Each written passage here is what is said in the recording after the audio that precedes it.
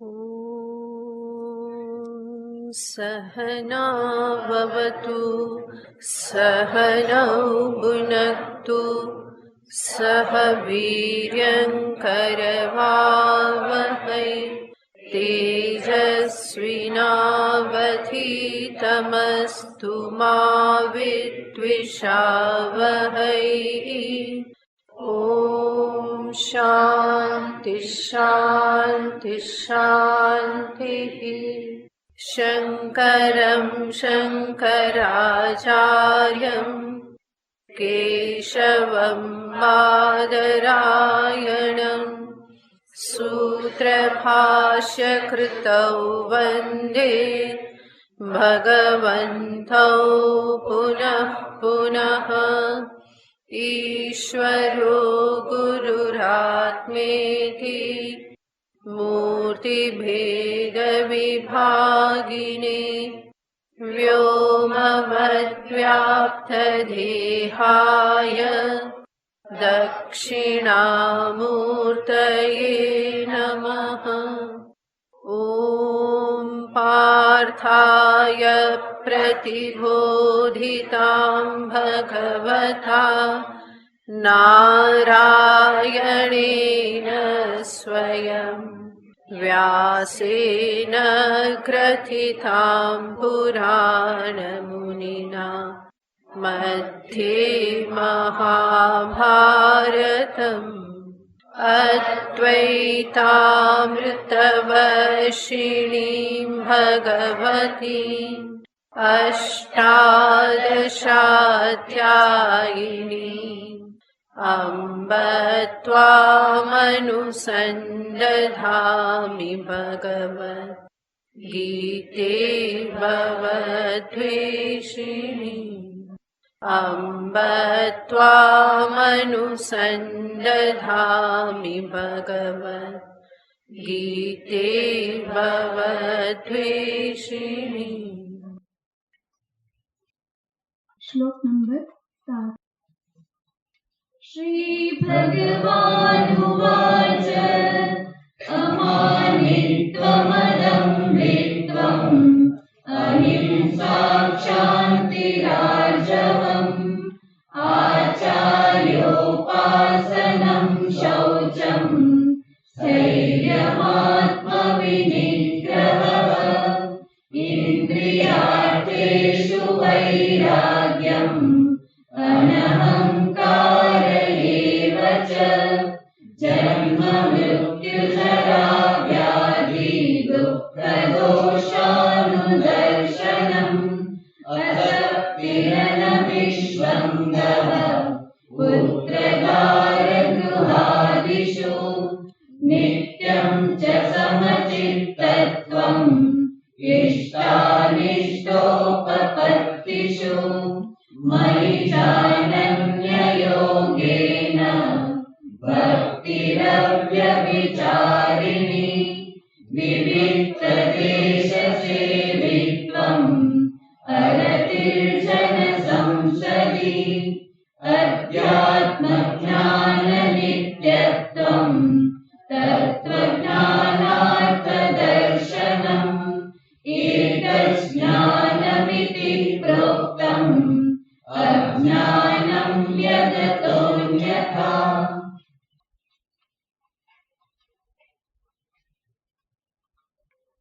ભગવાન શ્રી કૃષ્ણચંદ્ર આત્મજ્ઞાનને માટે ઉપયોગી સાધકને માટે જે હોવા અનિવાર્ય છે એવા ગુણોને દર્શાવી રહેલા છે, જે ગુણ એક દ્રષ્ટિએ સાધન ચતુષ્ટય સંપત્તિનું જ બીજું સ્વરૂપ છે, જેને ઉપનિષદમાં કહેવામાં આવેલું છે. વિવેક, વૈરાગ્ય, શમ, દમ, ઉપરતિ, તિતિક્ષા, શ્રદ્ધા, સમાધાન, મુમુક્ષા.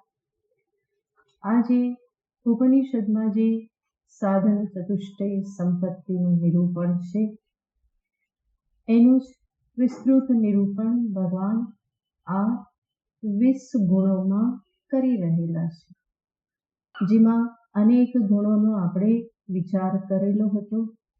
છેલ્લે કહેવામાં આવેલું હતું કે સમચિત્તત્વમ ઇષ્ટાનિષ્ટોપપત્તિષુ સમચિત્તત્વમ, જે સમચિત્તત્વ, ચિત્તની સમતા, દરેક પરિસ્થિતિમાં સમતા ધારણ કરી રાખવી, વિક્ષિપ્ત ન થવું, અજંપ ન થવું, ક્ષુબ્ધ ન થવું, વિચલિત ન થવું, સ્વસ્થતાથી એ પરિસ્થિતિમાંથી પસાર થવું, દરેક અવસ્થામાં સ્વસ્થ રહેવું. તો એને ભગવાને કહ્યું કે ઇષ્ટાનિષ્ટોપપત્તિષુ સમચિત્તત્વમ. આવું આજે સમચિત્તત્વ છે, એને પ્રાપ્ત કરવા માટે બહુ જ મહત્વનું સાધન છે ભગવત ભક્તિ. અને એટલા માટે ત્યાર પછી ભગવાન તરત જ ભગવત ભક્તિનું નિરૂપણ કરે છે. મયિ ચાનન્ય યોગેન ભક્તિ અવ્યભિચારિણી, મારામાં અનન્ય યોગથી અવ્યભિચારિણી ભક્તિ. તો ભગવાન ભક્તિનું વિધાન કરે છે. ભગવાનમાં ભક્તિ હોવી, ભાવ હોવો એ કોઈ પણ સાધકને માટે બહુ જ મહાન સંપત્તિ છે. પછી એ કર્મયોગી હોય, ભક્તિ માર્ગનો સાધક હોય કે જિજ્ઞાસુ હોય, આત્મજ્ઞાનના માર્ગનો સાધક હોય, એ દરેક સાધક પાસે ભક્તિરૂપી સંપત્તિ હોવી જ જોઈએ. ભક્તિ રૂપી ધન વગર આ યાત્રા કરવી સંભવ નથી. જેવી રીતે કોઈ પણ યાત્રામાં ખર્ચ થાય, ધન જોઈએ, એવી જ રીતે અધ્યાત્મ યાત્રા જે છે એમાં પણ આ ભક્તિ રૂપી ધનની આવશ્યકતા છે. તો ભક્તિ બહુ જ મહાન સંપત્તિ છે. જેના અંતરમાં ભક્તિ છે એ પોતાના જીવનની સફળતા, નિષ્ફળતા, માન, અપમાન આ બધાને બહુ સહજ રીતે જીવનમાં એને સ્વીકારી શકે છે, સ્વસ્થતાથી સ્વીકારી શકે છે. સફળતા મળી તો અભિમાનથી બચી જાય છે, નિષ્ફળતા મળી તો નિરાશા, હતાશાથી ભક્તિના બળે એ બચી જાય છે. એનો અર્થ ભગવત ભક્તિ હંમેશા એને મધ્યમાં રાખે છે. એ એક છોર પર જતો રહેતો નથી, અભિમાનથી ગ્રસ્ત થતો નથી, હતાશા, નિરાશાથી પણ ગ્રસ્ત થતો નથી. તો આવી ભગવત ભક્તિ મને હંમેશા મધ્યમાં રાખનાર છે, બેલેન્સ મારામાં બનાવી રાખનાર છે. હું એક છેડા પર જતો રહેતો નથી. તો જીવનમાં આવતી અનેક પ્રકારની વિભિન્ન વિપત્તિઓને કે પછી ગમતી પરિસ્થિતિઓને એ અપનાવવામાં બહુ જ મેચ્યોર થઈ જાય છે. એની સ્વસ્થતા, એની ગંભીરતા એ હંમેશા બની રહે છે. કારણ કે એ બંનેમાં ભગવાનનો હાથ જુએ છે. મળ્યું મનગમતું તો ભગવાનની કૃપા છે, મનગમતું ન મળ્યું તો પણ એ શું સમજે છે? ભગવાનની કૃપા જ છે. ભાગવતમાં સુદામા કહે છે, સુદામા જ્યારે આવ્યા તો કંઈક ધનની ઈચ્છાથી પત્નીએ કહ્યું હતું એટલા માટે આવ્યા હતા, પણ ભગવાન પાસે કંઈ બોલી તો શક્યા નહીં. એ અંતરમાં એમને તો કામના હતી જ નહીં. તો ભગવાને પણ સીધે સીધું કંઈ આપ્યું એવું બતાવ્યું નહીં. જેવા પોતડી ધારીને ગયા હતા એવી જ પોતડી પહેરીને ફરી પાછા દ્વારિકાથી એ નીકળી જાય છે. તો રસ્તામાં સુદામાજી વિચાર કરે છે કે ભગવાને મને કંઈ આપ્યું નહીં, તો એ બહુ એમણે અનુગ્રહ જ કર્યો. કે ભગવાન વિચારતા હશે કે આ નિર્ધન બ્રાહ્મણને જો હું ધન આપી દઈશ તો એ મારું ભજન ભૂલી જશે, ક્યાંક બીજા રસ્તે ચડી જશે. અને એટલા માટે ભગવાને બહુ કૃપા જ કરી કે એમણે મને કંઈ આપ્યું નહીં. હકીકતમાં તો પ્રભુએ ઘણું બધું આપી દીધેલું છે. તો પછી સુદામાપુરી પહોંચીને એમને ખબર પડવાની છે, પણ એ પહેલા એમને ખબર નથી. ત્યારે પણ સુદામાજી આવું જ વિચારે છે કે ભગવાન આવું વિચારતા હશે કે નિર્ધનને ધન આપીશ અને એ ક્યાંક ભજન છોડી દેશે, બીજા રસ્તે ચડી જશે, વિષયમાં પડી જશે અને એટલા માટે ભગવાને મને ધન ન આપ્યું. પહોંચ્યા અને જોયું કે અહીંયા તો ભગવાને બહુ સંપત્તિ મોકલી આપેલી છે, અઢળક સંપત્તિ છે, જાણે કે બીજી દ્વારિકા ભગવાને ઊભી કરી દીધેલી છે. એ જોઈને પણ સુદામાજી શું વિચારે છે, ભગવાને કેટલી કૃપા કરી, ના આપ્યું તો પણ કૃપા જુએ છે અને આપેલું જોયું તો એને પણ કૃપા જુએ છે અને એમાં એ જરા પણ આસક્ત થતા નથી. સુદામા પહેલા જે ભક્ત હતા, જે ભાવ ભજન કરતા હતા, બધું મળ્યા પછી પણ એ તો નિર્લિપ્ત જ છે, એ જ ભાવે એ ભગવાનનું ભજન કરે છે. તો ભગવત ભક્તિ જે છે એ મનુષ્યને ઘણી સ્વસ્થ મેચ્યોર બનાવનાર છે અને હંમેશા મધ્યમ પંથામાં એ રાખનારી છે અને આ સાધકને માટે બહુ જ આવશ્યક છે. મનનું સ્વસ્થ હોવું, શાંત હોવું, પ્રસન્ન હોવું એ સાધકને માટે જરૂરી છે. તો જ એ હકીકતમાં આગળ સૂક્ષ્મ સાધનામાં પ્રવેશ કરી શકે. નહીં તો વાત વાતમાં મનનું બેલેન્સ બગડી જતું હોય, આમ તેમ થઈ જતું હોય તો એ સૂક્ષ્મ ચિંતન કરી શકતો નથી. એટલા માટે ભગવત ભક્તિ એ અનિવાર્ય બની રહેશે અને ભગવાને એટલે જ આ મૂલ્યોમાં એનો સમાવેશ પણ કરેલો છે. વિશેષ રૂપે ભગવાને ભક્તિનો સમાવેશ કર્યો છે. ષટ સંપત્તિમાં એવી ભક્તિનો ઉલ્લેખ નથી, પણ જ્યાં શ્રદ્ધારૂપી સંપત્તિ કહેવામાં આવેલી છે ત્યાં ભગવત ભક્તિ એ આવી જ જાય છે. તો એને ભગવાન અહીંયા સ્પષ્ટ રૂપે દર્શાવે છે. ભક્તિ શબ્દનો અર્થ થાય છે પ્રેમ સહિત સાથે સાથે આદર સન્માનની ભાવના હોય તો એ સ્થિતિને ભક્તિ કહેવામાં આવે છે. પ્રેમ હોય અને સાથે સાથે આદર સન્માનની ભાવના હોય, આ બંને સાથે હોય ત્યારે હૃદયની એ સ્થિતિ, એ અવસ્થા જે છે એને ભક્તિ કહેવામાં આવે છે. વ્યવહારમાં આપણે જોઈએ તો પ્રેમ ઘણાને માટે હોય છે. મા બાપને સંતાન માટે, સંતાનને મા બાપ માટે, પતિ પત્નીને પરસ્પર એકબીજા માટે પ્રેમ છે, મિત્ર મિત્રને એકબીજાને માટે પ્રેમ છે, ભાઈ બહેનને બધાને એકબીજા માટે પ્રેમ છે. તો પ્રેમ છે, પરંતુ પ્રેમની સાથે સાથે હંમેશા આદર હોય જ એવું નથી હોતું. હા, આદર હોય, માતા પિતા પ્રત્યે પ્રેમ છે અને આદર સન્માનની ભાવના છે તો એને શું કહેવાય છે?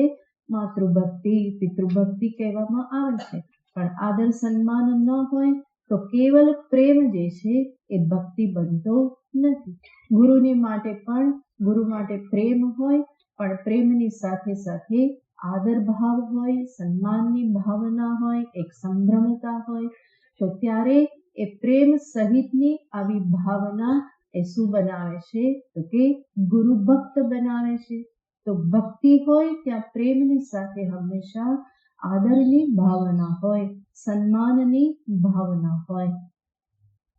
અને ભગવાન જ્યારે પ્રેમની વાત કરે તો એ પ્રેમ યાને કેવો છે?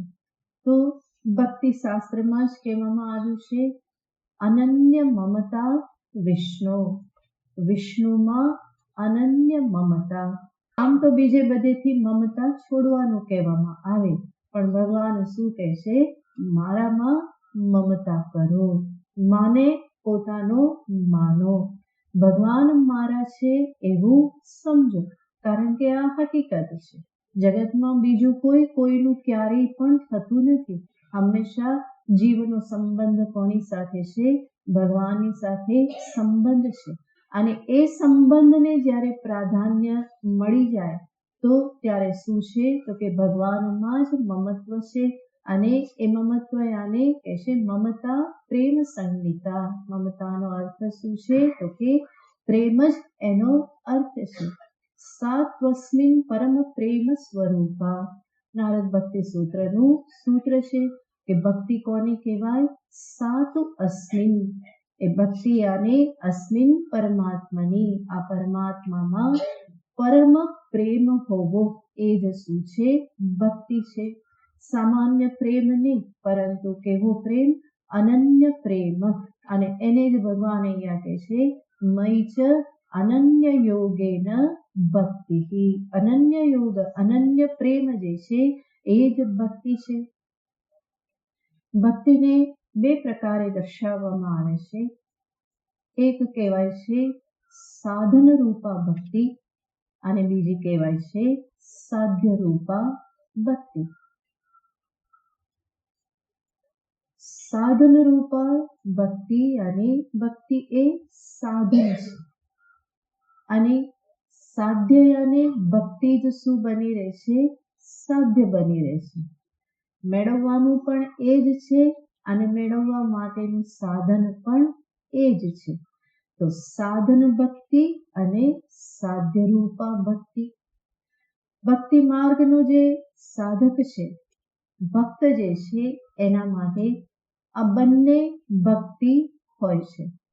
સાધન રૂપા ભક્તિ પણ એ કરે છે અને એ ભક્તિ થકી અંતે એ પામવા પણ કોને માગે છે?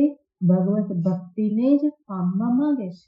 એટલા માટે આપણે પુરાણોમાં જોઈએ છીએ કે ભક્ત ભગવાનની ખૂબ ભક્તિ કરે, સાધન ભક્તિ કરે અને ભગવાન પ્રસન્ન થાય, દર્શન દે, તો ભક્ત એની પાસે શું માગે?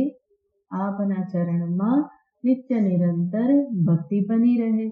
તો પહેલા સાધન રૂપા ભક્તિ હતી અને હવે પછી કેવી ભક્તિ બની રહે છે? સાધ્ય રૂપા. મારે ભક્તિ જ જોઈએ છે, આપના ચરણમાં મન રહે, એના સિવાય બીજું કંઈ જોઈતું નથી. તો એ જ એના માટે શું બની રહ્યું? સાધ્ય બની રહ્યું. તો ભક્તને માટે સાધન તરીકે ભક્તિ સ્વીકાર્ય છે અને સાધ્ય રૂપે પણ ભક્તિ છે. જિજ્ઞાસુ જે છે, જિજ્ઞાસુના જીવનમાં સાધન ભક્તિ હોય છે. એ ભક્તિને સાધન રૂપે સ્વીકારે છે અને જિજ્ઞાસુનું જીવનનું સાધ્ય છે આત્મજ્ઞાન, જ્ઞાનપૂર્વક મોક્ષ. આ એનું સાધ્ય છે. એ સાધ્યને પામવાને માટે ભક્તિને એ સાધન રૂપે અપનાવે છે કે જે ભક્તિ થકી એનું અંતર શુદ્ધ થાય, એનો અહંકાર શિથિલ થાય, રાગ દ્વેષ જે છે એ બધા ધોવાતા જાય. તો આ ભક્તિ સાધનરૂપ ભક્તિ સ્વીકાર કરી અને એ આ રીતે પોતાના અંતઃકરણને જ્ઞાનને માટે તૈયાર કરે છે. એવી ભક્તિરૂપી સાધનનો આશ્રય લઈ અંતરને એનાથી જ્ઞાનાધિકારી બનાવી અને અંતે એ જ્ઞાન પ્રાપ્ત કરીને મોક્ષને પામે છે. તો સાધન રૂપા ભક્તિ એના જીવનમાં છે, જિજ્ઞાસુના જીવનમાં. અને સાધ્ય એનું શું છે? આત્મજ્ઞાન પૂર્વક મોક્ષ. જિજ્ઞાસુએ વેદાંતના સાધકે પણ ક્યારેય ભક્તિની ઉપેક્ષા કરવી જોઈએ નહીં. સાધન રૂપે એને અપનાવવાની જ છે અને આ નિયમ છે કે સગુણ થકી જ નિર્ગુણમાં પ્રવેશ થાય. સીધે સીધું નિર્ગુણનું ચિંતન, નિર્ગુણમાં પ્રવેશ બહુ જ કઠિન છે. કોઈ કે સીધું કરી લીધો એવું લાગતું હોય તો પણ ત્યાં કહેવામાં આવે કે એણે પૂર્વજન્મમાં ભગવત ભક્તિ કરેલી છે અને એનાથી જે પ્રાપ્ત કરવાનું હતું એ પ્રાપ્ત કરી લીધું છે અને એટલા માટે આ જન્મમાં સીધો ક્યાં પ્રવેશ થયેલો છે? તો કે જ્ઞાન માર્ગમાં પ્રવેશ થયેલો છે. તો ભક્તિની કોઈ ઉપેક્ષા કરી શકે નહીં. એ જીવનમાં હોય અને તો જ અંતે નિર્ગુણ સાધનામાં પ્રવેશ થઈ શકે. ભક્તિને અન્ય પ્રકારે પણ બે રૂપે દર્શાવવામાં આવે છે. ભેદ ભક્તિ, અભેદ ભક્તિ. તો બે પ્રકારે શાસ્ત્રમાં એનું નિરૂપણ છે. ભેદભાવી ભક્તિ અને અભેદ ભાવે પણ ઉપાસના અનેક પ્રકારે કહેવામાં આવેલી છે. સર્વ ચર્ચાનું તાત્પર્ય છે કે જ્ઞાન અને ભક્તિમાં વિરોધ નથી, એ બંને વચ્ચે સાધ્ય સાધન સંબંધ છે. એટલા માટે જ પુરાણોમાં ભાગવતમાં કહેલું છે કે જ્ઞાન અને વૈરાગ્ય ભક્તિના પુત્ર છે.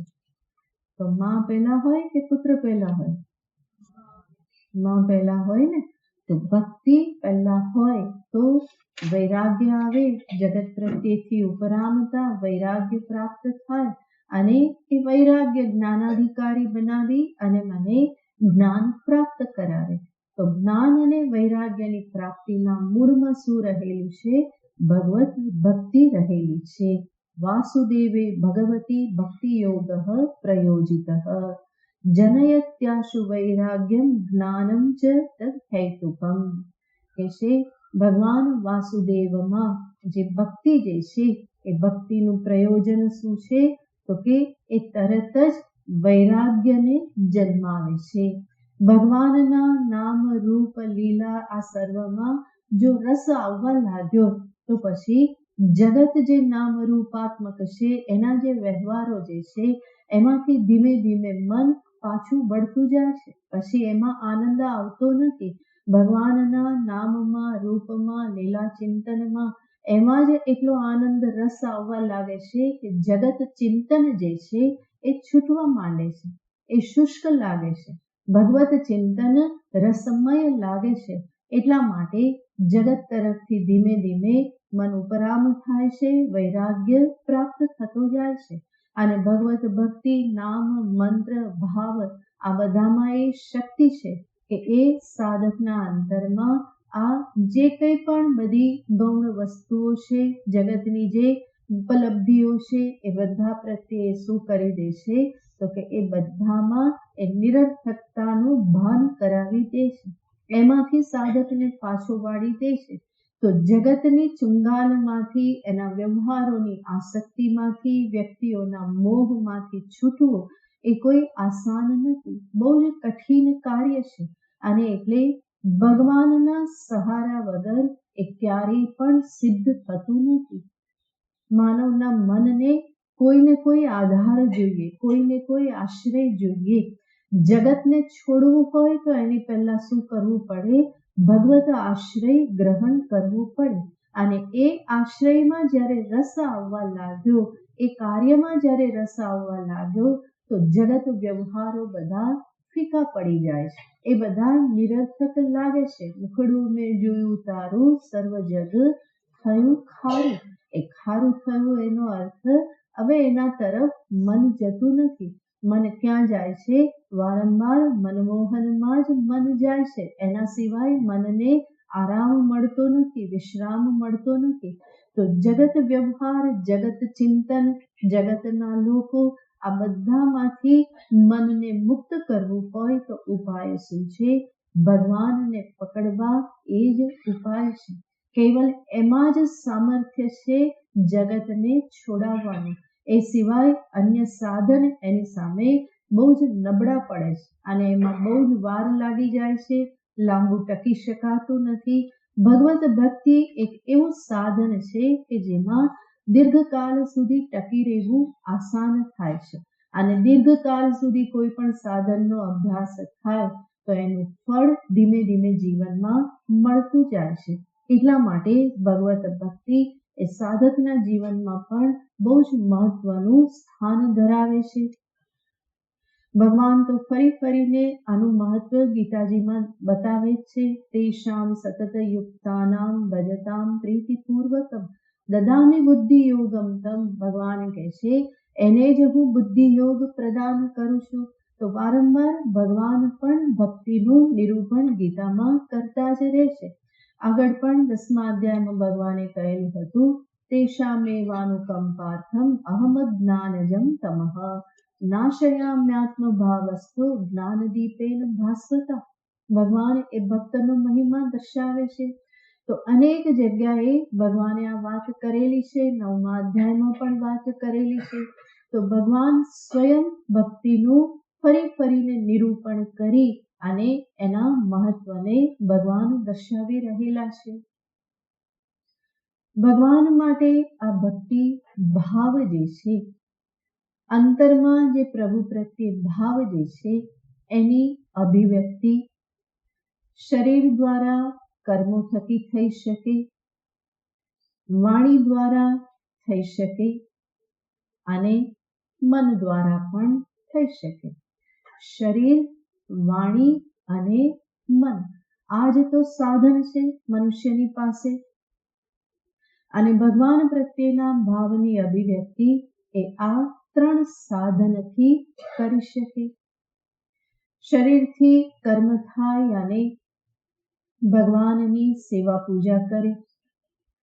સેવા પૂજામાં બધું જ આવી જાય. જે કંઈ પણ શરીરથી થાય છે, ભગવાનના મંદિરની સફાઈ કરવી, વાસણની વસ્ત્રની સફાઈ કરવી, ભોગ બનાવવો ભગવાનને માટે, ફૂલો છૂટવા, ફૂલોની માળા બનાવવી, આ બધું જ શેમાં આવે છે? તો કે શરીર દ્વારા જે કર્મ થાય છે. બીજું છે વાણી.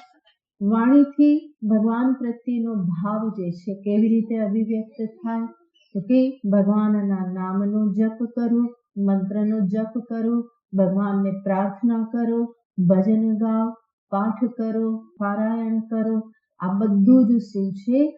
વાણી દ્વારા મારા ભાવની હું અભિવ્યક્તિ કરું. ત્રીજું છે મનરૂપી સાધન. મનથી પ્રભુનું સ્મરણ કરું, માનસ જપ કરું, ભગવાનની લીલાનું ચિંતન કરું, ભગવાનના મિલનના ભાવ, વિરહના ભાવને હું અનુભવું. આ બધું જ મનથી થતું કાર્ય છે. તો શરીર, વાણી અને મન આ 3 સાધન જે મનુષ્ય પાસે છે, એ 3 સાધન થકી એ ભગવાનની ભક્તિ કરી શકે છે, અંતરના ભાવને એ પ્રગટ કરી શકે છે. તો આ બધા જ સાધનો છે કે જે ભગવત ભક્તિને, ભાવને પ્રગટ કરે છે. જરૂર અહીંયા જોવાનું છે કે ભક્તિ કેવલ આટલા કર્મમાં જ બદ્ધ થઈ જવી જોઈએ નહીં. આ બધાનું પ્રયોજન છે ભગવત ભાવની અભિવૃદ્ધિ કરવી. સેવા પૂજા કરો, જપ કરો, પાઠ પારાયણ કરો, લીલા ચિંતન કરો, જે કંઈ પણ કરો, આ સર્વનું પ્રયોજન છે કે મારી ભગવત બુદ્ધિ, ભગવત ભાવનો વિસ્તાર થાય. કેવલ એક મૂર્તિમાં, વિગ્રહમાં જ હું ભગવાનને જોઉં એવું નહીં, પરંતુ ધીમે ધીમે હું એ ભગવત બુદ્ધિનો વિસ્તાર કરું. ધીમે ધીમે સર્વમાં એ ભગવાનને જ જોવાનો હું પ્રયત્ન કરું. તો ભગવત ભાવમાં અભિવૃદ્ધિ નિરંતર થતી રહેવી જોઈએ. પરિવારના સભ્યો હોય, પડોશી હોય, સમાજના લોકો હોય, પશુ પંખી આજુબાજુ છે, સર્વમાં કોને જોવાના છે? એક પરમાત્મા, મારા ઈષ્ટ જ સર્વમાં બિરાજમાન છે. એ રીતે ધીમે ધીમે ભાવ અંતરમાં બનવો જોઈએ. તો એને કહેવાય ભગવત ભાવમાં અભિવૃદ્ધિ. તો ભક્તિ માત્ર આટલા કર્મમાં બદ્ધ કે સીમિત ન થઈ જવી જોઈએ. ધીમે ધીમે આ ભાવ વધવો જોઈએ. અને તો ભક્તિ સાચા માર્ગે થઈ રહી છે એવું હું કહી શકું. નહીં તો બીજી ભક્તિ જે છે એ સંકુચિત છે, જડ ભક્તિ છે. મને હંમેશા એ એક પ્રકારના સંકોચ ભાવમાં જ રાખે છે. ભગવાન આટલા જ, બીજું બધું ભગવાન નહીં. અને એટલા માટે એની સામે બેસું ત્યારે હું સરખો અને બાકી જેવો છું એવો. તો એવી રીતે થાય તો એનો કોઈ અર્થ નથી. ભગવાનની સામે બેસું અને જેવો હું હોઉં એવો જ હું કેવો હોવું જોઈએ, સર્વની સામે હું એવો જ હોઉં, ત્યારે એ ભગવત ભક્તિ, સાચી ભગવત ભક્તિ થઈ કહેવાય. આજે ભક્તિ જે છે કે જે ભક્તિ થકી હું ઈશ્વરની સાથે એક સંબંધથી જોડાઉં છું, કે જે સંબંધ હકીકતમાં નિત્યનો સંબંધ છે. ભક્ત અને ભગવાનનો સંબંધ. સ્વામી સેવક સંબંધ, પ્રિયતમ પ્રેમ સંબંધ. આ સર્વમાં જે મુખ્ય જે છે ભક્ત ભગવાનનો સંબંધ. જીવ જે છે એ ભક્ત છે અને પરમાત્મા ઈશ્વર જે સ્વામી ભગવાન છે. આ રીતનો સંબંધ જીવનમાં સ્થાપિત થવો જ જોઈએ. બીજા બધા જ સાંસારિક સંબંધ છે, પણ એની સાથે એક કયો સંબંધ હોવો જોઈએ? ભક્ત ભગવાનનો સંબંધ હોવો જોઈએ. મોટા ભાગના મનુષ્ય આ સંબંધને સ્થાપિત કર્યા વગર જ મૃત્યુ પામી જાય છે.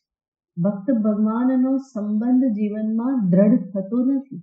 આ સંબંધને જ દ્રઢ કરવાનો છે. બીજા બધા સંબંધો તો દરેક જન્મમાં નવા બને છે, છૂટી જાય છે, ફરી નવું શરીર આવશે, ફરી છૂટી જશે. પણ ભક્ત અને ભગવાનનો સંબંધ જ્યાં સુધી અભેદ ભાન ન થાય, જ્ઞાન ન થાય, ત્યાં સુધી એ સંબંધ કેવો રહેશે? નિત્ય સંબંધ રહેશે. એટલું જ નહીં, વ્યવહારમાં પણ તમે જુઓ તો તમે હંમેશા પુત્ર બનીને રહી શકતા નથી, હંમેશા પિતા બનીને રહી શકતા નથી, હંમેશા માં બનીને રહી શકતા નથી. સંતાન સામે છે તો તમે માં છો, પતિ સામે છે તો તમે પત્ની છો, તમે ઓફિસમાં છો તો તમે કર્મચારી છો, ભાઈ સામે છે તો તમે ભાઈ છો. તો જ્યારે પુત્ર છો ત્યારે પતિ નથી, જ્યારે પત્ની છે ત્યારે પતિ નથી, કે એ બેન પણ નથી.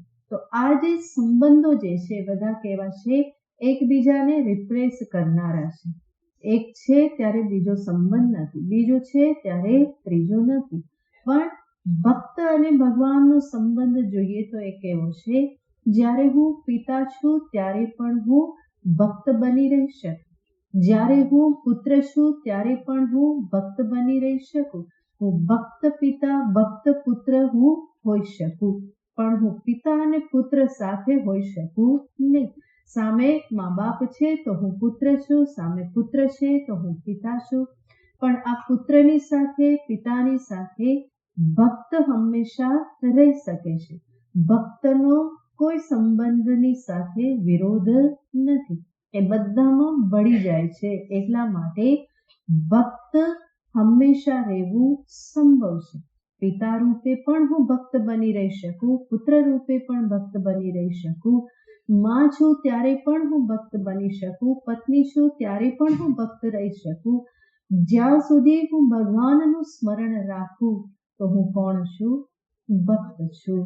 પછી બીજા ગમે તે સંબંધમાં હોઉં પણ હું ભક્ત હંમેશા બની રહી શકું. આ શું બતાવે છે? ભક્તત્વને ક્યારેય રિપ્લેસ કરવું પડતું નથી. બીજું બધું જ એક આવે અને બીજું જાય, ફરી બીજું આવે અને ત્રીજું આવે. આ ચાલ્યા કરે છે, આવન જાવન ચાલ્યા કરે છે. પરંતુ ભક્તત્વને ક્યારેય આવન જાવન કરવી પડતી નથી. એ નિત્ય ભક્ત રહી શકે છે. ભક્ત રહી અને એ પિતાના કર્તવ્યને નિભાવી શકે, ભક્ત રહી એ પુત્રના કર્તવ્યને નિભાવી શકે પુત્ર રૂપે. તો સર્વ કર્તવ્યનો નિભાવ એ ભક્ત બની અને કરી શકે છે. તો ભક્ત હોવા પણ ક્યારેય એને છોડવું પડતું નથી. અને એટલા માટે આ સંબંધ કેવો છે? તો એને નિત્ય સંબંધ કહેવાય છે. આ સંબંધને જ જીવે પોતાના જીવનમાં દ્રઢ કરવાનો છે. અને આ સંબંધ જેટલો દ્રઢ થશે એટલા બીજા બધા સંબંધોની પકડમાંથી એ મુક્ત થશે, મિથ્યા બંધનોથી મુક્ત થશે. આ એવું નથી કે બીજા બધા સંબંધો એ ખતમ કરી નાખશે, પરંતુ એ સંબંધો એને ભારરૂપ નહીં લાગે, એ સંબંધ એને બંધનરૂપ નહીં લાગે. જ્યારે ભગવાનને વચ્ચે રાખશે, ભગવાનનું સ્મરણ ભગવાનની ભક્તિ સાથે હશે, તો સંસારના સંબંધો એટલા બધા એને બાંધનારા નહીં લાગે. એ કર્તવ્યને એ નિભાવી લેશે.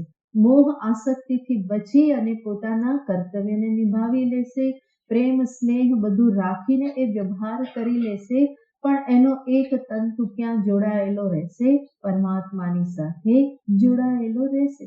અને એના થકી જ એ સંબંધ દ્રઢ થતો જાય. આને જ દ્રઢ કરવાનો છે. એ જેટલો દ્રઢ થશે એટલા જ સંસારના બંધનો શિથિલ થશે, મન એટલું એમાંથી મુક્ત થશે. મન મુક્ત થશે તો વધારે ને વધારે અંતર્મુખ થઈ આત્મજ્ઞાન માટે પણ પ્રયત્ન કરી શકશે. એનું ચિંતન પણ ધીમે ધીમે વધતું જશે. તો આ બધું ભક્તિ થકી સંભવ બને છે. તો એવી ભગવત ભક્તિ જે છે કે જે સાધકના જીવનમાં અત્યંત મહત્વનું સ્થાન ધરાવે છે. એટલું જ નહીં, આ ભગવત ભક્તિ જ એના કર્મને કર્મયોગ બનાવે છે. સમજદારી પૂર્વકની ભક્તિ એ ભક્તિને ભક્તિયોગ બનાવી દે છે અને એ જ જ્ઞાનને પણ યોગ બનાવે છે.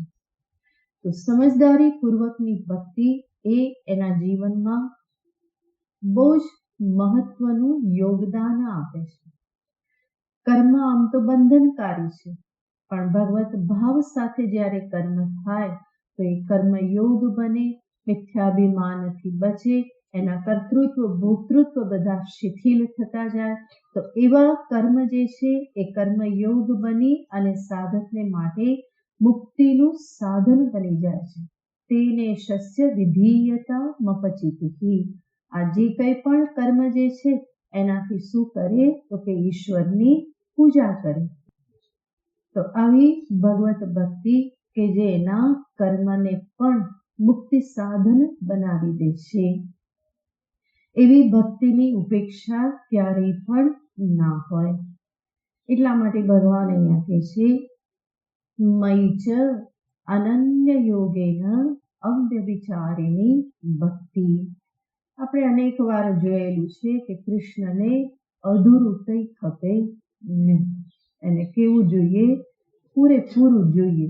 એટલા માટે ભક્તિ કેવી તો હંમેશા બે શબ્દ વાપરી દે, અનન્ય ભક્તિ અને અવ્યભિચારિણી ભક્તિ. બધી બાજુથી પેલા એને પકડી લે, ધીમે ધીમે એવો પકડી લે કે પછી એની બીજી બધી પકડ છૂટતી જાય. તો સર્વપ્રથમ ભગવાન કહે છે મયि અનન્ય યોગેન. મયि યાને મયि વાસુદેવે પરમાત્મની ઈશ્વરે. અનન્ય યોગેન ભક્તિ. અનન્ય યોગ યાને પરમાત્મા સિવાય બીજું કોઈ ચિંતન નહીં. અનન્ય યોગથી ભક્તિ. બીજું કહે છે અવ્યભિચારિણી ભક્તિ યાને એક નિષ્ઠા. આશ્રય એક પરમાત્માનો જ આશ્રય. અન્યથા શરણમ નાસ્તિ ત્વમેવ શરણમ મમ. આવી આજે ભક્તિ જે છે એને કહેવાય અવ્યભિચારિણી ભક્તિ. પરમાત્મા જ શરણ છે, એના સિવાય બીજું કોઈ શરણ નહીં, બીજો કોઈ આશ્રય નહીં. તો આવી ભક્તિ એ અવ્યભિચારિણી ભક્તિ, જેને નૈષ્ઠિક ભક્તિ કહેવાય, એક નિષ્ઠાપૂર્વકની ભક્તિ કહેવાય. તો અનન્ય ભક્તિ, અવ્યભિચારિણી ભક્તિ. મયિ ચ અનન્ય યોગેન અવ્યભિચારિણી ભક્તિ. આવી આજે ભગવત ભક્તિ જે છે એ સાધકના જીવનમાં શું શું લાભ કરાવે? સર્વપ્રથમ તો ભગવત ભક્તિ મારા અહંકારને ક્ષીણ કરે, મારા હુંકારને ઢીલો પાડી દે. જે બહુ જ હુંકારા કરતો હતો, હું કરું, મારાથી થાય, આવું જે કરતો હતો એ કેવું કરી દે છે? ઢીલું ડપ કરી દે છે. હવે ભગવત ભક્તિ અંતરમાં આવ્યા પછી એવા હુંકારા થતા નથી. થઈ જાય તો પણ શરમ આવે કે આવું કેમ થઈ ગયું. તો ભગવત ભક્તિનું આ ફળ છે કે જે અહંકારને શિથિલ કરે. બીજું ભક્તિનું ફળ છે કે એ મને બહુ જ મૃદુ કોમળ બનાવે. ભગવત ભક્ત ક્યારેય પણ સખ્ત હોતો નથી, કઠોર હોતો નથી. એ હંમેશા મૃદુ હોય, કોમળ હોય. ત્રીજું, મારી સંસાર પ્રત્યેની મમતા, આસક્તિ, મોહ આ બધાને પણ શિથિલ કરે છે. એ ઉપરાંત ભગવત ભક્તિ મારા જીવનમાં આનંદ ભરી દે છે. આનંદ, પ્રસન્નતા. એટલા માટે જ કહેવાય કે ભગવાનનો ભક્ત ક્યારેય દુઃખી ના હોય. એ ક્યારેય પણ કોઈ અભાવને લઈને દુઃખી થતો નથી. એ દુઃખી થાય તો શેનાથી થાય? ભગવાનનું વિસ્મરણ થયું એ એને સૌથી વધારે દુઃખી કરનારું હોય. ભગવાનનો વિયોગ એને દુઃખી કરી, ભગવાનનું વિસ્મરણ એને વિપત્તિ લાગે. એ સિવાય જગતની કોઈ વિપત્તિને વિપત્તિ માનતો નથી. અને એટલા માટે એ હંમેશા કેવો છે તો કે રાજી હે હમ ઉસી મેં જિસમે તેરી રજા હે. જેમાં તારી રજા એમાં અમે રાજી. આમાં પણ વાહ વાહ, એમાં પણ વાહ વાહ. જે છે એમાં વાહ વાહ છે. તો ભગવત ભક્તિ જે છે એ જીવનને આનંદથી, પ્રસન્નતાથી, ખુશીથી ભરી દે છે. એ દુઃખી રહેતો નથી. હવે મોઢું લટકાવવા માટે કોઈ કારણ રહેતું નથી, મોઢું ચડાવવા માટે પણ કોઈ કારણ રહેતું નથી. આ બંને થતું હોય છે ને, લટકી પણ પડે અને ચડી પણ જાય. આ બંને પ્રકારે ભગવત ભક્તિ હોય તો મોઢું લટકે પણ નહીં અને મોઢું ફૂલે નહીં, ચડે નહીં. તો એ જ શું બતાવે કે ભગવત ભક્તિ મને હંમેશા સ્વસ્થ, પ્રસન્ન રાખનારી છે. એટલું જ નહીં, ભગવત ભક્તિ મને હંમેશા ભાવથી ભીનો રાખે. મારામાંથી શુષ્કતા જતી રહે છે. હંમેશા રસભીનો રાખે છે. કારણ કે રણછોડ કેવા છે? રસભીના રણછોડ છે. એની ભક્તિ કરીએ તો હંમેશા શું આવે? જીવનમાં રસ આવે, ભીના રાખે. સાથે સાથે ભક્તિ મને હંમેશા બીજાને માન આપતા શીખવાડે છે. જીવનમાં ભક્તિ ન હોય તો માનની ભૂખ જાતી નથી. હંમેશા એમ થાય કે મને માન મળે, મારું સન્માન થાય, મારી કીર્તિ વધે, પ્રસિદ્ધિ મળે, લોકો મારા વખાણ કરે. પણ ભગવત ભક્તિ મને શું શીખવાડે છે? બીજાને માન આપતા શીખવાડે છે, બીજાને ક્રેડિટ આપતા શીખવાડે છે. કારણ કે શું જુએ છે? સર્વમાં ભગવાનનો જ હાથ જુએ છે. હું કરું એવું અભિમાન એને રહેતું નથી. અને એટલા માટે બીજામાં એ જે પરમાત્મા દર્શન કરે છે તો એને હંમેશા માન આપવાને માટે એ પ્રયત્ન કરે છે. તો આ પણ ભગવત ભક્તિનું ફળ છે. એટલું જ નહીં, એનાથી આગળ ભગવત ભક્તિ મને બધાનો વાલો બનાવે. કારણ કે ભગત કેવું હોય? સીધો સાદો હોય. એનું જીવન કેવું હોય? સીધું સાદું હોય. અને જે સીધું સાદું હોય, ભગવાનનું માણસ હોય, એને બધા પ્રેમ કરે, વાલ કરે. કારણ કે એનાથી એને કોઈ ડર રહેતો નથી કે આ મારું કંઈક લઈ લેશે, મને લૂંટી લેશે, મારી સાથે કંઈક રમત રમી જશે. એવું કંઈ એને એની જોડે લાગતું નથી. એટલા માટે બધા એને શું કરે છે? પ્રેમ કરે છે. તો બધાનો મને પ્રેમ પાત્ર આ ભગવત ભક્તિ બનાવે છે. આવી આજે ભગવત ભક્તિ એના સંદર્ભમાં આપણે પહેલા પણ જોયેલું છે કે એવું નથી કે મારા અંતરમાં પહેલા ભાવ આવે, ભગવાન માટે પ્રેમ જાગે તો પછી હું ભગવાનની ભક્તિ કરું. એવું નથી.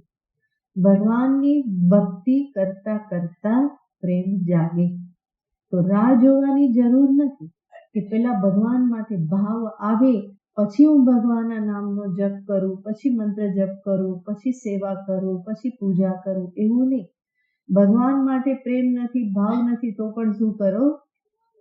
ભગવાનનું નામ લો, ભગવાનની સેવા પૂજા કરો, ભજન કીર્તન કરો. ગમે તે રીતે ભાવ ના હોય તો પણ કરો. જેવી રીતે ભાવ ના હોય તો પણ તમે ફિલ્મી ગાના બધા ગણગણો જ છો ને, બધા ગણગણાટ કરતા હશે. એવું તો હંમેશા હોતું નથી કે તમે જે ગાઓ એ પ્રમાણે તમને આમ ભાવ આવતા એવું તો થતું નથી. તો એ ફિલ્મી બધા સોંગ જે છે તમે ગાઓ છો, ભાવ વગેરે ગાઓ છો. ક્યારેક બીજાને લાગે કે હવે આ ચૂપ થાય તો સારું, પણ તોય તમે ગાતા તો રોજ છો. બધાને એવું લાગે કે હું તો મોહમ્મદ રફી જ છું. તો જ્યાં જેવી રીતે એ ગાવ છો એવી રીતે શું કરવું, ભગવાનના ભજન પણ ગાવા. ભાવ હોય કે ના હોય, ભગવાનના ભજન કીર્તન કરો, રામ રામ રામ રામ નામ જપ કરો, મંત્ર જપ કરો, સેવા પૂજા કરો. કરતા કરતા શું થશે, ભગવાન પ્રત્યે પ્રેમ પ્રગટ થશે. એવું તો ના હોય કે મને સાયકલ ચલાવતા આવડી જાય પછી હું સાયકલ પર બેસું. એવું થશે? શું કરવું પડે? ચલાવતા ના આવડે ત્યારે પણ બેસવું પડે, 2-4 વખત પડવું પડે, કંઈક છોલાય પણ ખરું, કંઈક ભાંગે પણ ખરું. તો સાયકલ ચલાવતા આવડી જાય પછી બેસું આવું વિચારે તો ક્યારેય એને આવડવાનું જ નથી અને એ અવસર આવવાનો નથી. એવી રીતે ભગવાનની ભક્તિ ભાવ અંદર જાગી જાય તો પછી ભક્તિ કરું, પછી સેવા પૂજા કરું, જપ આદિ કરું, તો એવું થવાનું નથી. સાયકલ શીખવાને માટે સાયકલ પર બેસવું પડે, ન આવડે તો પણ બેસવું પડે. અને બેસવાથી, પ્રયત્ન કરવાથી ધીમે ધીમે આવડી જાય અને પછી એવી આવડી જાય કે એના માટે પ્રયત્ન પણ કરવો પડતો નથી. એવી જ રીતે ભગવત ભક્તિ અંદર ભાવ નથી છતાં પણ જપ, મંત્ર જપ, સેવા પૂજા બધું કરતા રહો. તો કરતા કરતા એ ભાવ અંદર જાગશે અને પછી એ ભાવ એવો દ્રઢ બની જશે કે એના માટે પછી પ્રયત્ન નહીં કરવો પડે. આપોઆપ જ એ ભગવત ભાવ અંતર બની રહેશે. બીજા બધા કર્મ જે છે એ થતા રહેશે, પણ સાથે સાથે આ ક્યારેય પણ ભૂલાશે નહીં. તો હંમેશા ભગવત ભક્તિ જે સાધન જે છે એનું આ જ મહાત્મ્ય છે. એના માટે પહેલા કોઈ તૈયારી કરવી પડતી નથી. જે અવસ્થામાં જેવા છો, જ્યાં છો ત્યાંથી ભક્તિનો પ્રારંભ થઈ શકે છે. પીએચડી કરવું હોય તો ઘણી બધી લાયકાત જોઈએ, પણ બાલ મંદિરમાં પ્રવેશ કરવો હોય તો પહેલેથી જ પ્લે ગ્રુપ કે પછી યુકેજી જે છે એમાં એન્ટર થવું હોય તો કઈ વિશેષ તૈયારી કરવી પડતી નથી. ભગવત ભક્તિ આવી જ છે, એ સ્વીકારી લે છે. બાળક જેવું છે એવું સ્વીકારી લે છે અને ધીમે ધીમે એને તૈયાર કરી દે છે. તો ત્યાં કોઈ તૈયારી કરવી પડતી નથી. જેવા છો, જ્યાં છો, જે રીતના છો એને એ જ ક્ષણે તમે ભગવત ભક્તિનો પ્રારંભ કરી શકો છો. તો આ ભગવત ભક્તિનું મહાત્મ્ય છે. એટલા માટે ભગવાને અહીંયા એ ભક્તિનું નિરૂપણ કર્યું. એટલું કહ્યા પછી આગળ ભગવાન બીજું સાધન દર્શાવે છે, વિવિક્ત દેશ સેવિત્વમ. વિવિક્ત દેશ સેવિત્વમ યાની એકાંત દેશમાં રહેવાનો અભ્યાસ. આ પણ ભગવત ભક્તિ વગર નહીં આવે. ભગવાનનો સહારો જ મને એકલા રહેતા શીખવાડે છે. જ્યાં હું હંમેશા એ અનુભવું કે કોઈ નથી પણ પ્રભુ મારી સાથે છે અને તો એ એકલા રહેવામાં કોઈ તકલીફ થતી નથી. ભગવાન અહીંયા કહે છે વિવિક્ત દેશ સેવિત્વમ. આ જે મૂલ્યો ભગવાન બતાવી રહેલા છે એ વેદાંત જ્ઞાનના જિજ્ઞાસુ એવા સાધકને માટે આ બધા ગુણો બતાવી રહેલા છે. 13મો અધ્યાય જ જ્ઞાન પ્રતિપાદક અધ્યાય છે. ક્ષેત્ર ક્ષેત્રજ્ઞ એ બંનેના ભેદનું જ્ઞાન, આત્મ અનાત્મ ભેદ જ્ઞાન. તો એ જ્ઞાનને અર્થે જ આ અધ્યાયનો પ્રારંભ છે અને એ જ્ઞાનને પ્રાપ્ત કરવાને માટે જિજ્ઞાસુને માટે જે આવશ્યક ગુણો જે છે એને ભગવાન દર્શાવે છે. તો એ એમાં મહત્વનો ગુણ દર્શાવતા કે છે વિવિક્ત દેશ સેવિત્વમ. એકાંત સ્થાનમાં રહેવાને માટે અભ્યાસ કે રહેવા માટે રુચિ, એ પ્રકાર એ બાજુનું ઇન્ક્લિનેશન, ઝુકાવ હોવો, એ વિવિક્ત દેશ સેવિત્વમ. અહીંયા ખાસ જોવાનું છે કે કેવલ એકાંતમાં રહી જવું એ જ માત્ર ઉપલબ્ધિ નથી, પરંતુ એકાંતમાં રહીને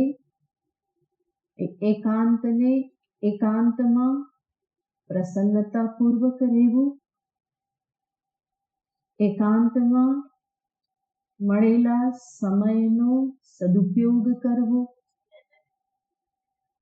એકાંતમાં પણ સાત્વિકતા જાળવી રાખવી. આ બધું હશે ત્યારે એકાંત સેવન જે છે એ ઉપયોગી નીવડે છે.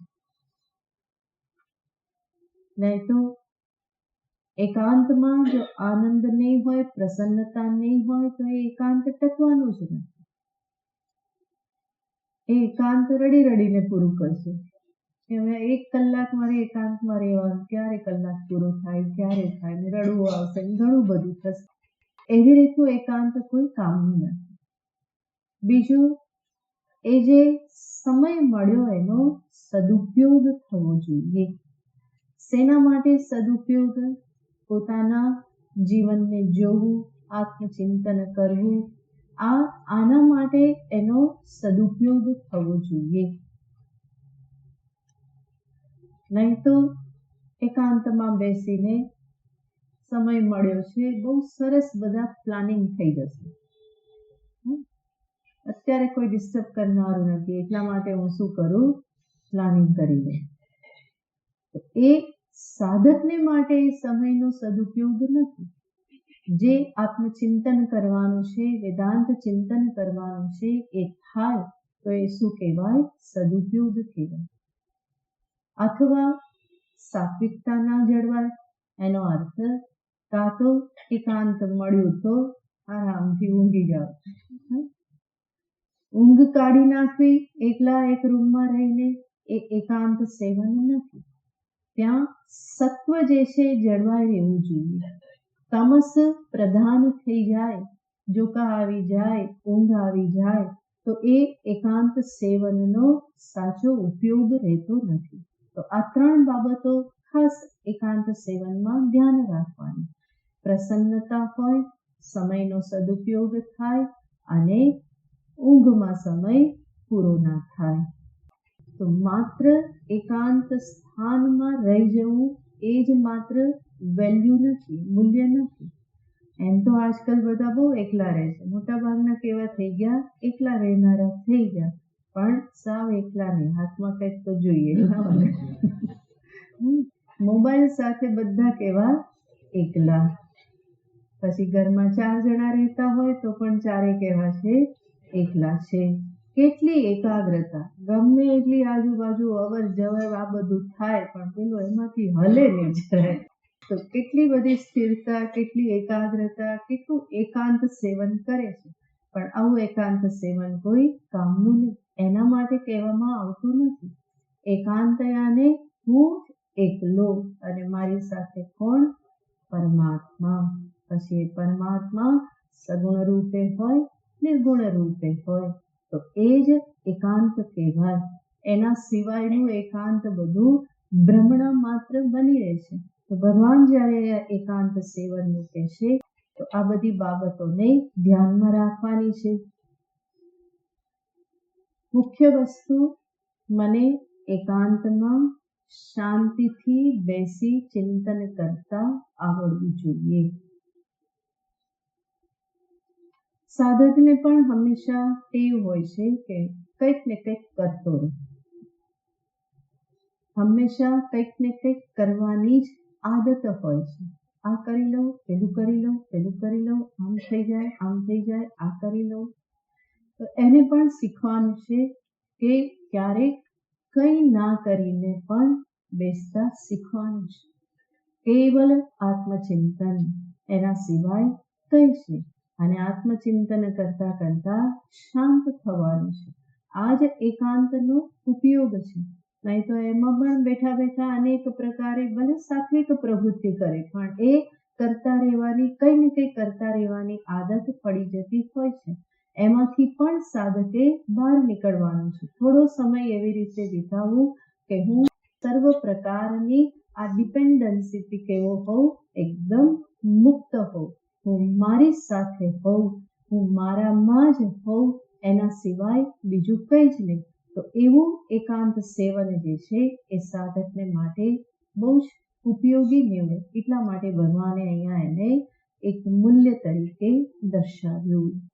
આગળનું ॐ पूर्णमदः पूर्णमिदं पूर्णात् पूर्णमुदच्यते पूर्णस्य पूर्णमादाय पूर्णमेवावशिष्यते. ॐ शान्ति शान्ति शान्तिः. हरिः ॐ श्रीगुरुभ्यो नमः. हरिः ॐ.